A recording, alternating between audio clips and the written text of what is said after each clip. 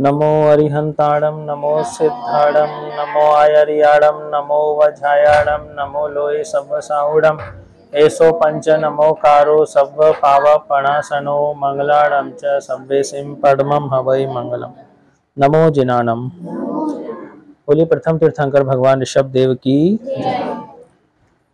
आज की कथा का विषय है साध्वी चंदनबाला। नाम सुना होगा आपने। भगवान महावीर स्वामी की प्रमुख शिष्या थी साध्वी चंदनबाला और पहली शिष्या थी। तो कौन थी चंदनबाला साध्वी जी, उनका जीवन परिचय क्या है, तो आज उन्हीं की कथा का हम श्रवण करेंगे। भारत देश की चंपापुरी नाम की एक समृद्धशाली नगरी थी। नाम क्या बताया? चंपापुरी। चंपापुरी नगरी के राजा थे दधिवाहन और उनकी रानी का नाम था धारिणी।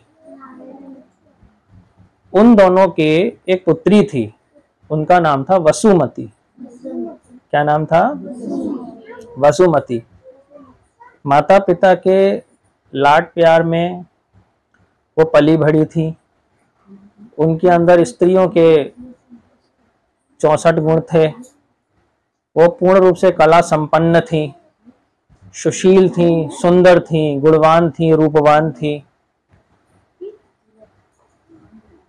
एक बार चंपापुरी नगरी के निकट में एक राज्य था, उसका नाम था कौशाम्बी।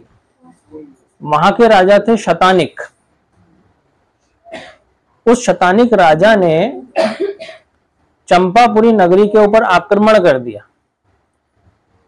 कोई दुश्मनी हो गई, आपसी दुश्मनी के कारण कौशाम्बी नगरी के राजा शतानिक ने चंपापुरी नगरी के ऊपर आक्रमण कर दिया और दोनों राज्यों के बीच में घमासान युद्ध हुआ, जिसमें चंपापुरी नगरी के राजा दधिवाहन हार गए और कौशाम्बी नगरी के राजा शतानिक ने उनकी हत्या कर दी, यानी मौत के घाट उतार दिया।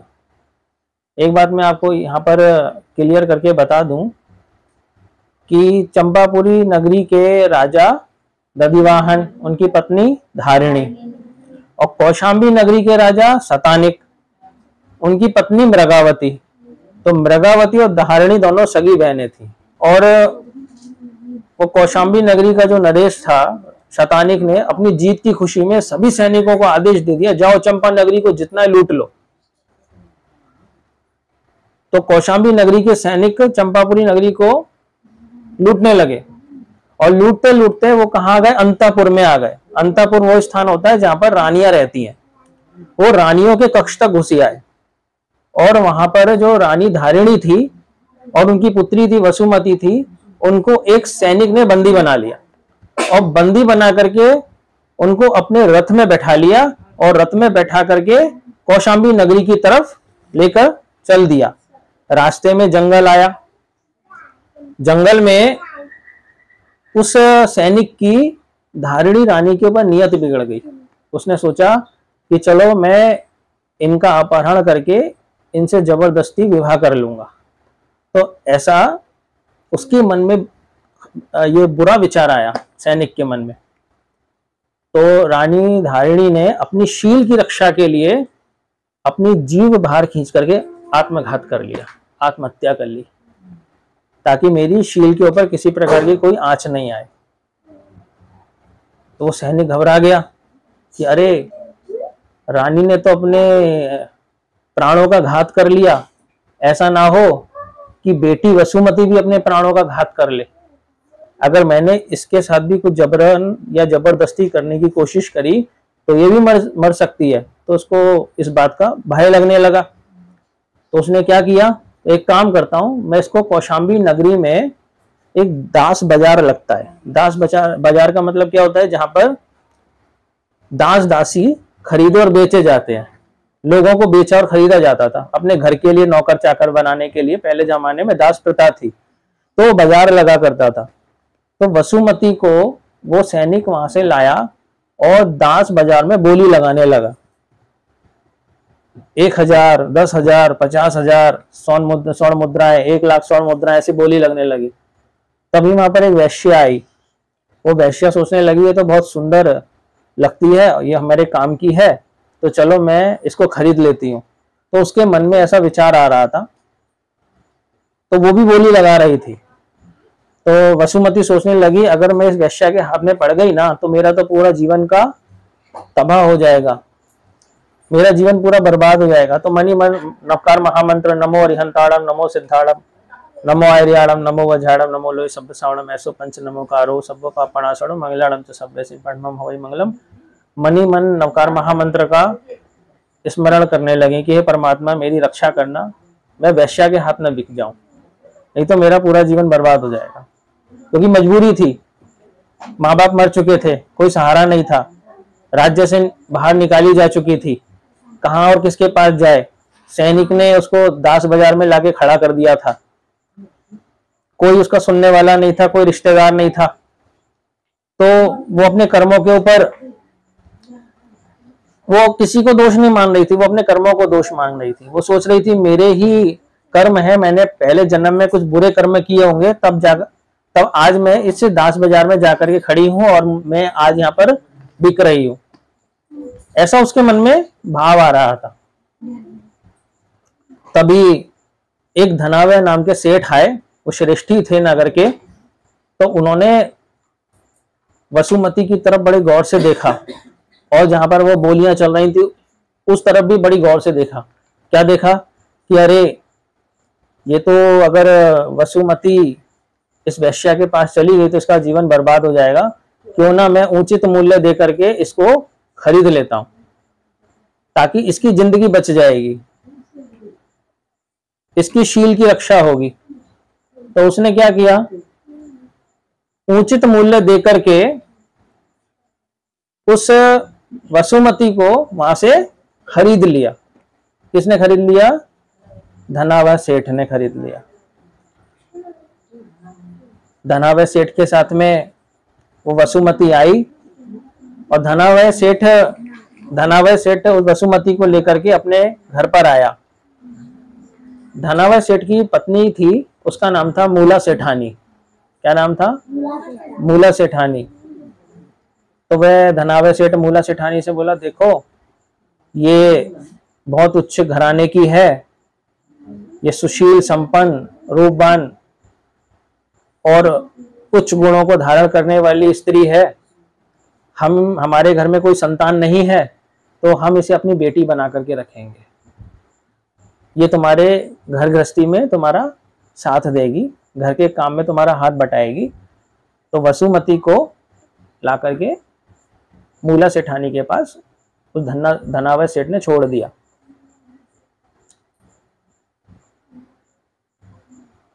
अब क्या हुआ, धीरे धीरे समय के साथ में वो वसुमती थी बड़ी होने लगी। जिस समय आई थी वसुमती तब थी 12 साल की और धीरे धीरे धीरे वो बड़ी होती गई।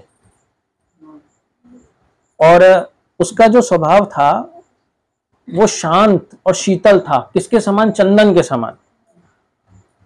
तो इसीलिए धनावय सेठ उसको चंदन बाला कह करके पुकारने लगे। क्या कह के पुकारने लगे?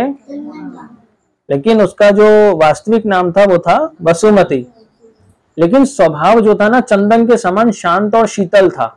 इसीलिए घर के सभी सदस्य उसको चंदन बाला कहकर बुलाने लगे। घर में नौकर चाकर भी थे, चंदन बाला भी थी।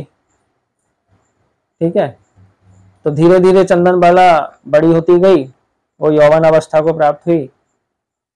अब मूला के मन में तो शंका पैदा होने लगी कि अरे ये तो हमारी सगी बेटी तो है नहीं, कभी ऐसा ना हो कि धनावय सेठ का मन बिगड़ जाए और ये पुत्री का व्यवहार छोड़ दे और पत्नी बना ले, और फिर मेरा क्या होगा? फिर वो तो मैं उसकी सौतन बन जाऊंगी और हो सकता है कि मुझे वो घर से भी बाहर निकाल दे तो मेरा तो जीवन दुर्भर हो जाएगा। तो उसके मन में कुशंका पैदा होने लगी चंदन बाला के लिए। लेकिन चंदन बाला ऐसी नहीं थी, वो बड़ी धार्मिक प्रवृत्ति की थी। वो कर्म के सिद्धांत को अच्छे से समझती थी कि पूर्व भव में मैंने कोई बुरे कर्म किए होंगे तब जाकर के मेरे माता पिता इस दुनिया से चल बसे और मैं यहाँ पर एक दासी के रूप में बाजार में बिकी और फिर उसके बाद धनावय सेठ के घर पे आई। तो वो ऐसी नारी नहीं थी चंदन बाला। तो एक बार क्या हुआ, धनावय सेठ जो थे व्यापार से थके मांदे होकर के वापस घर आए। उस समय मूला सेठानी कहीं पड़ोस के घर में गई हुई थी। तो धनावय सेठ ने आवाज लगाई, कोई है घर में, कोई है घर में। तो कोई नौकर नहीं आया, मूला सेठानी भी नहीं आई, चंदन बाला आई। तो धनावय सेठ बोला, घर में सब लोग कहाँ चले गए? क्योंकि माता जी तो बाहर गई हुई है और घर में नौकर इधर उधर काम पर हैं, आइए बैठिए पिताजी आइए। तो उसने उनको आसन दिया बैठने के लिए, कुर्सी दी, वो उस पे बैठे। लाइए पिताजी मैं आपके चरणों को पानी से धो देती हूँ। उस समय चंदन बाला ने अपने बालों को धोया ही था और बाल धोने के बाद में उसको सुखाने के लिए बाल फैला रखे थे। तो शीतल जल लेकर के वो अपने पिता के चरणों को धोने लगी। तो उसके जो बाल थे ना बार बार धोते समय गिर रहे थे। हाँ, जैसे समझिए कि पिताजी कुर्सी पे बैठे हैं और चंदन बाला जमीन पे बैठी हुई हैं और उनके चरणों को धो रही हैं, तो जैसे ही मुंह नीचे करती तो उनके बाल झट से जमीन में आ जाते। तो ये देख करके धनावय सेठ को अच्छा नहीं लग रहा था। अरे तुम्हारे बाल बार बार जमीन पे आ रहे हैं और फिर वो गंदे हो जाएंगे और पानी से भी भीग जाएंगे, जमीन से स्पर्श कर रहे हैं। तो उन्होंने उसके बाल को अच्छे से पकड़ के प्रेम से अपने यहाँ पे रख लिया बालों को, ताकि उसके बाल गंदे नहीं हो। इतने में क्या हो गया, मूला सेठानी आ गई और मूला सेठानी ने देखा खिड़की से, अरे ये क्या हो रहा है, इसने उसके बालों को ऐसे रख लिया है। और उसके बाद में उसने क्या किया, बेटी तेरे बाल जो हैं खराब ना हो जाए, ला मैं तेरे जूड़ा बना देता हूँ। तो उसने क्या किया, प्रेम से बेटी के जूड़ा बना दिया। ये देखिए मूला सेठानी को पक्का हो गया तो शादी कर लेंगे। मूला सेठानी के मन में ऐसी कुशंका पैदा हो गई कि अब तो मैं सौत बनना पक्का मेरा, तो अब तो मैं बदला लूंगी, मैं इसको बाहर निकालना है, मुझे किसी भी तरीके से इसको घर से बाहर निकालना है। उसके मन में ऐसी मतलब खराब विचार पैदा होने लगे। तो क्या हुआ, एक बार वो इसका मौके का इंतजार कर रही थी कि कब धनावय सेठ घर से बाहर जाए और कब मैं चंदन बाला से जो है बदला लूं, कब उसको मजा चखाऊं, कब उसकी सुंदरता को नष्ट भ्रष्ट कर दूं। तो धनावय सेठ जो थे वो बोले, अरे भाग्यवान, मैं जो है 3 दिन के लिए व्यापार के सिलसिले में बाहर जा रहा हूं, तुम घर का ख्याल रखना, चंदन बाला का ख्याल रखना, मैं 3 दिन बाद आकर के मिलूंगा। तो जो मूला सेठानी थी उसके मन में एकदम से कुविचार दौड़ पड़े, तो मजे आ गए, अच्छा है चला गया 3 दिन के लिए मेरा पति, अब मैं चंदन बाला को बड़ा मजा चखाऊंगी, अब मैं पूरा बदला लूंगी। उसके जाते ही उसने चंदन बाला के सबसे पहले कसके बाल खींचे, ये तेरे बालों की वजह से मेरा पति तुझ पे मोहित है ना, आज तुझे मेरे तेरे बाल खींचती हूँ। हाँ, तो घर से उसने कमरे से बाल खींचती खींचती घर से बाहर आंगन में ले आई और एक नाई को बुलाया, सैलून वाले को बुलाया, नाई को बुलाया, कहा इसके बाल पूरा उड़ा दो, पूरा गंजा कर दो इसको। तो सैलून वाले को बुला के, नाई वाले को बुला के उसने पूरे के पूरे चंदन बाला के बाल उतरवा दिए, उसको गंजा कर दिया पूरा।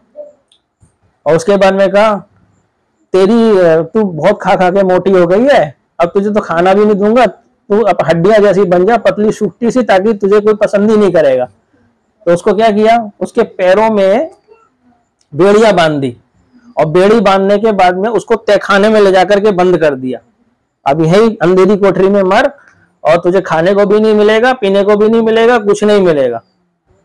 तो उसको भूखी प्यासी को तहखाने में ले जाकर के बंद कर दिया। और मैं अब उसे नौकरों को बोल दिया, तुम भी जाओ छुट्टी पे चले जाओ, अब यहाँ कोई नहीं है और मैं भी अपने पियर जा रही हूँ, मायके जा रही हूँ, अब इसको कोई देखने वाला, कोई सुनना नहीं, सब यहाँ से जाओ। अगर किसी ने इसकी बात सुनी तो उसको मैं नौकरी से निकाल दूंगी। तो सब नौकरों को छुट्टी दे दी और खुद भी वो अपने पियर चली गई।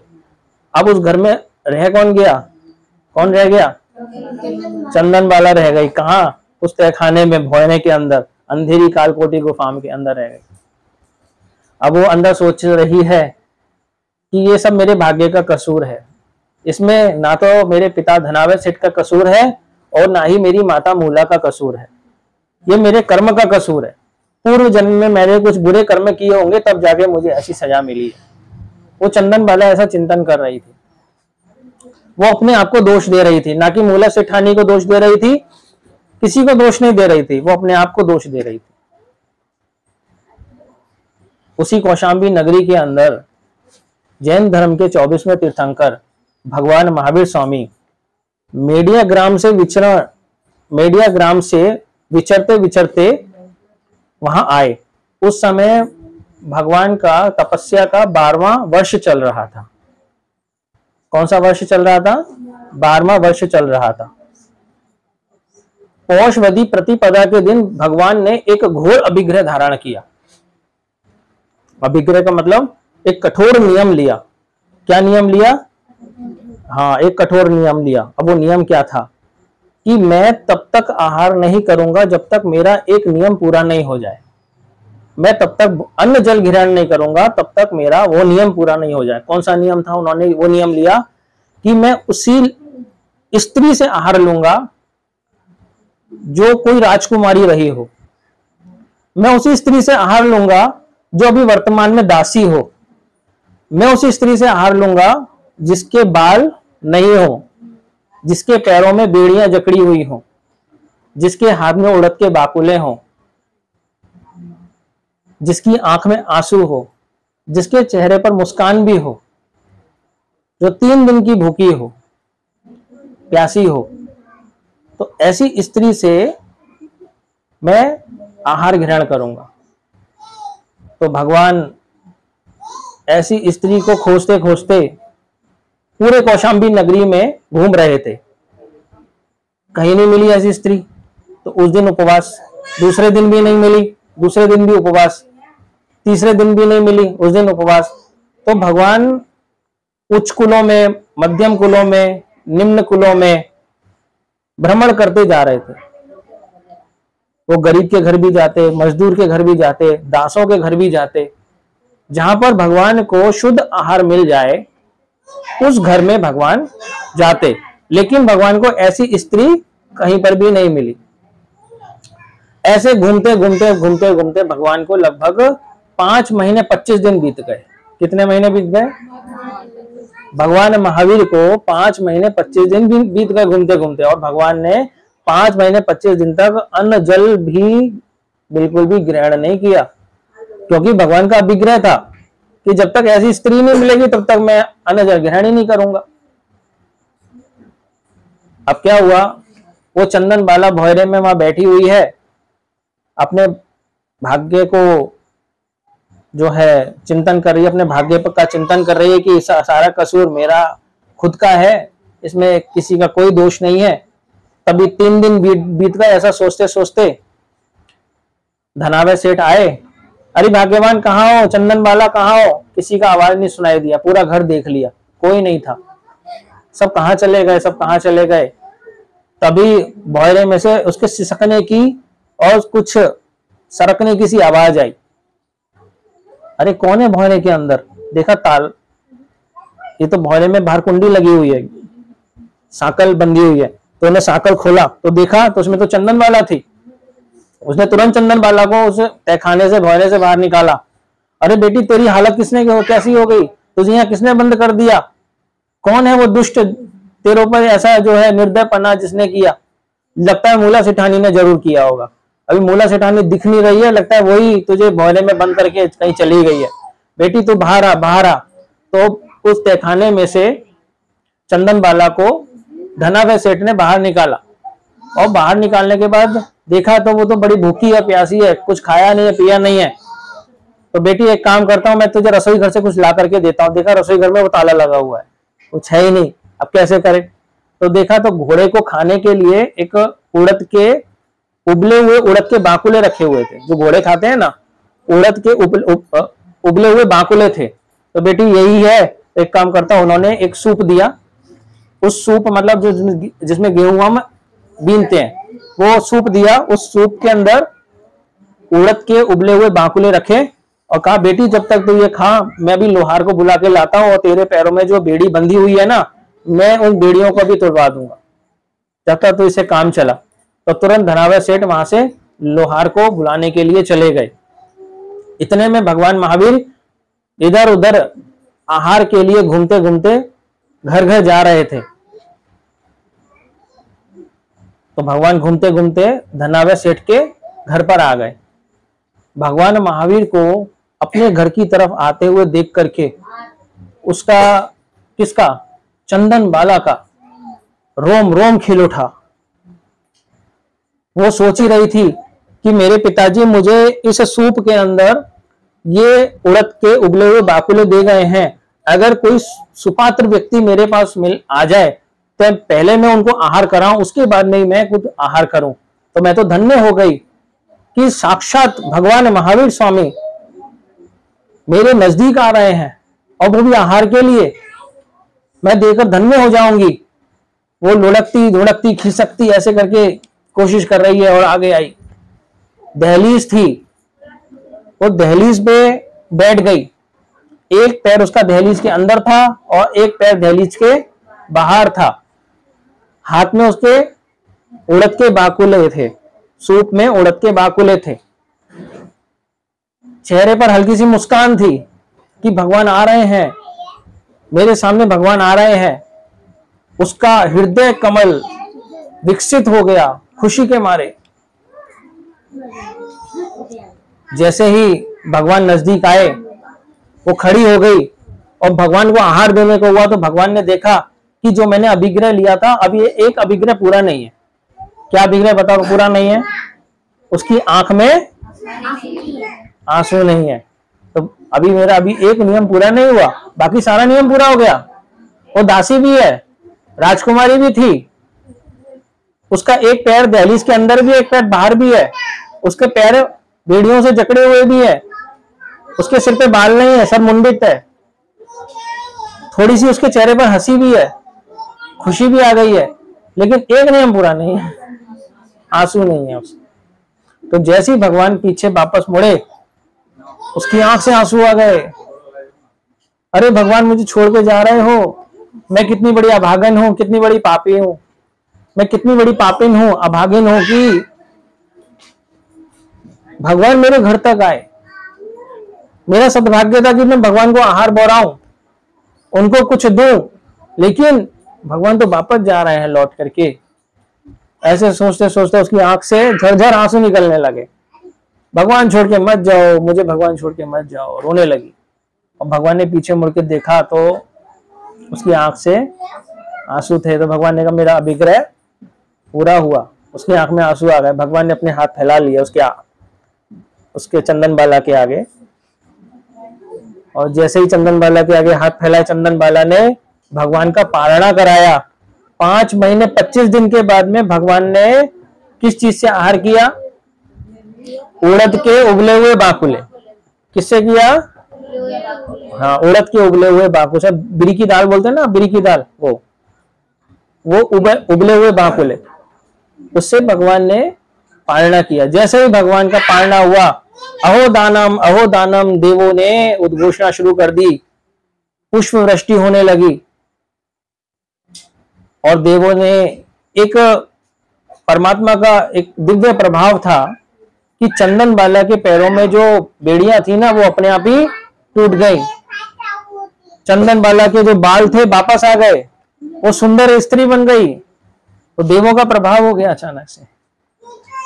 चारों तरफ उद्घोषणा होने लगी कि भगवान का पारणा हो गया, भगवान का पारणा हो गया, चंदन बाला के द्वारा भगवान का पारणा हो गया। पूरे नगर में बात फैल गई। सभी लोग भगवान के दर्शन करने के लिए आने लगे, चंदन बाला के दर्शन करने के लिए आने लगे। ये बात कौशाम्बी नगरी के राजा शतानिक को मालूम पड़ी और उनकी पत्नी मृगावती को मालूम पड़ी। वो तुरंत आए दर्शन करने के लिए और देखा कि अरे ये तो हमारी बहन की लड़की है, हमारी बहन मतलब धारिणी की बेटी है, वसुमती। तो उन्होंने उससे क्षमा मांगी कि देखो हमें क्षमा कर दो कि हमने तुम्हारा घर उजाड़ दिया, तुम्हारे माता पिता हमारी वजह से इस दुनिया से चल बसे और तुम्हारी आज परिस्थिति जो हुई हमारी वजह से हुई। तो चंदन बाला कहने लगी नहीं, इसमें आपका कोई कसूर नहीं है, इसमें कर्म का कसूर है। अगर ये घटना मेरे साथ में घटित नहीं होती, क्या मैं भगवान को आहार दे सकती थी? नहीं दे सकती थी। मैं अगर चंपापुरी छोड़ के कौशाम्बी नहीं आती तो मैं भगवान को आहार नहीं दे पाती। तो मेरा सद्भाग्य है कि मैंने भगवान को आहार दिया, ये सद्भाग्य वो अपना मान रही थी।